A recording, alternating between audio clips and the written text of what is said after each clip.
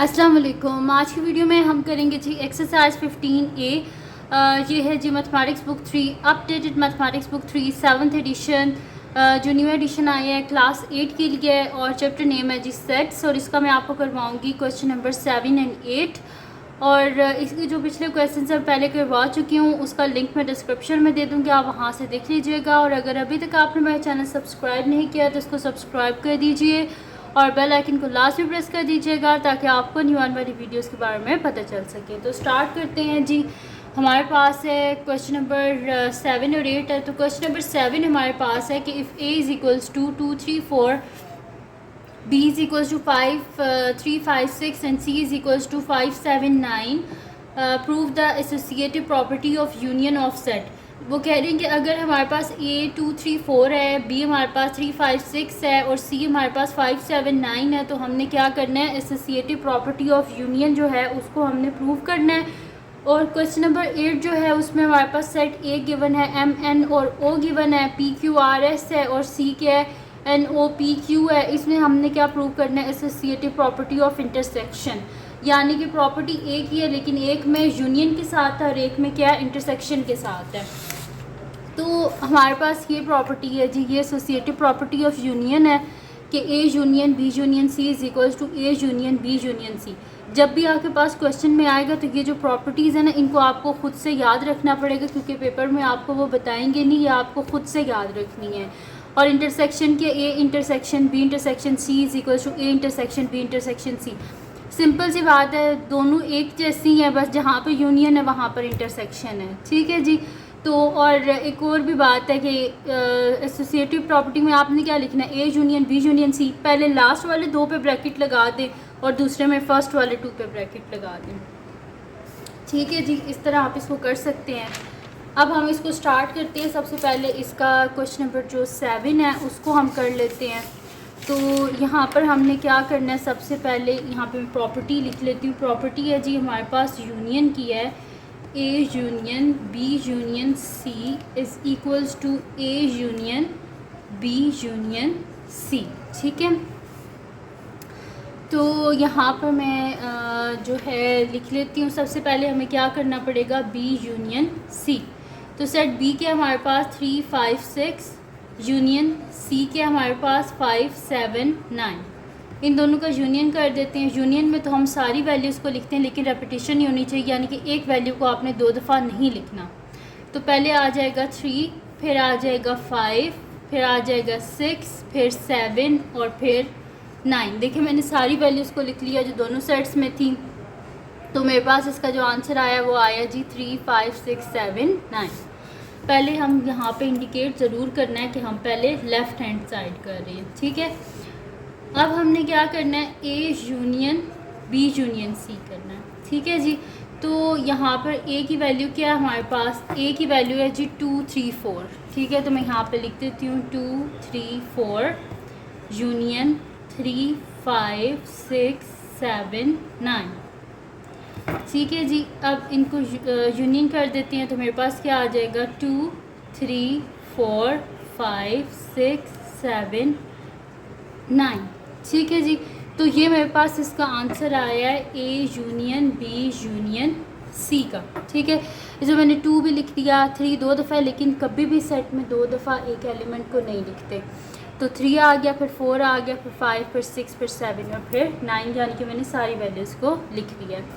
तो ये मेरे पास जो आया ना आंसर, ये आया मेरे पास। यहाँ पर मैं इसको एरो कर देती हूँ ताकि मुझे पता हो कि ये मेरे लेफ़्ट हैंड साइड यहाँ पर ख़त्म होगी। अब यहाँ से हम करेंगे जी राइट हैंड साइड। तो राइट हैंड साइड में सबसे पहले हमने ब्रैकेट को सॉल्व करना होता है। तो सबसे पहले ए यूनियन बी करेंगे। तो A union B is equals to, A की वैल्यू क्या है हमारे पास, 2 3 4 2 3 4 यूनियन बी क्या है हमारे पास, बी हमारे पास है 3 5 6 3 5 6।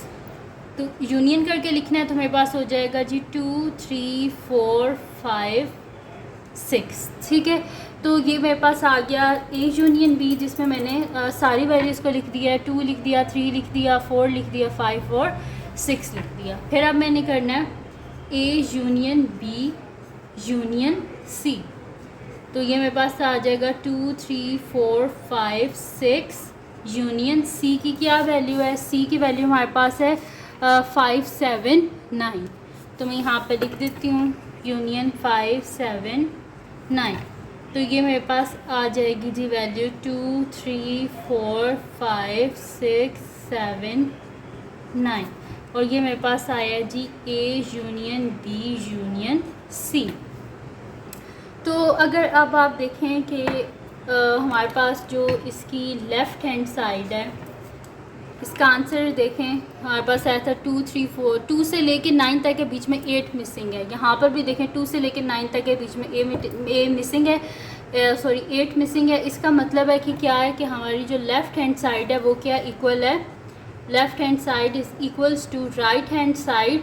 यानी कि हमारे पास क्या आया है, हमारे पास आया है कि A union B union C is equals to A union B union C. ठीक है, तो ये हो गया जी प्रूव्ड।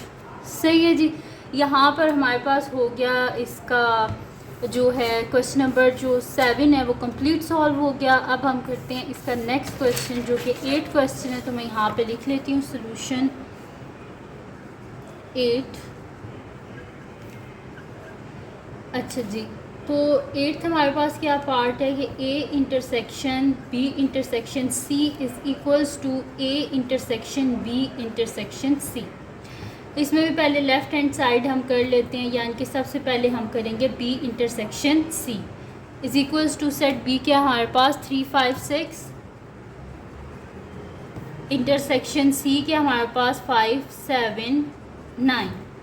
तो इसका आंसर क्या आ जाएगा हमारे पास, दोनों में जो कॉमन है वो हमने लिखना है।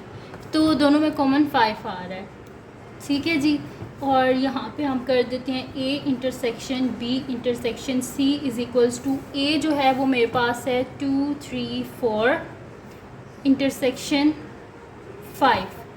तो इन दोनों में से तो कोई भी चीज़ कॉमन नहीं आ रही। जब कुछ भी कॉमन नहीं आ रहा इसका मतलब है क्या है, हमारे पास एक एम्प्टी सेट, यानी कि A intersection B intersection C हमारे पास ये आ गया।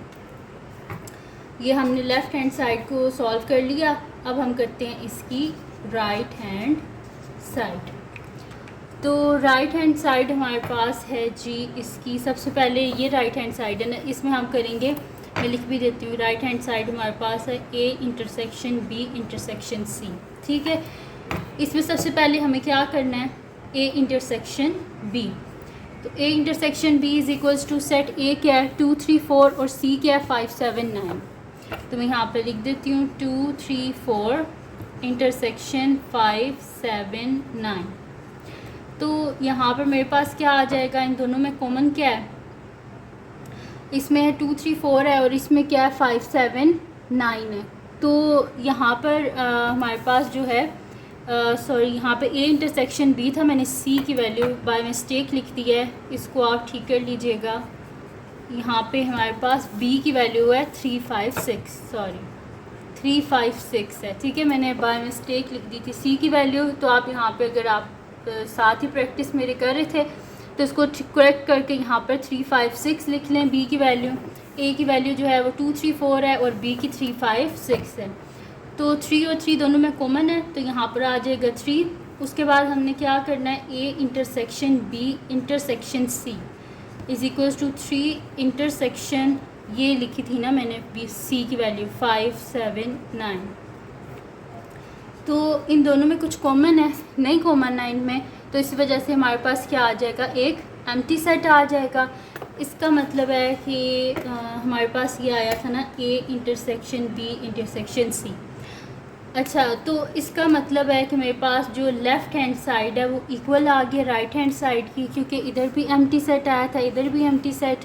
तो मैं यहाँ पे लिख देती हूँ कि left hand side is equals to right hand side, और हम साथ में लिख भी देते हैं कि हमारे पास क्या थी left hand side, A intersection B intersection C is equals to A intersection B intersection C. और ये हो गया हमारे पास प्रूव्ड। ठीक है जी, तो ये थी जी आज की वीडियो जिसमें मैंने आपको करवाया है एक्सरसाइज जो आपके पास है 15A, इसका क्वेश्चन नंबर 7 और क्वेश्चन नंबर 8।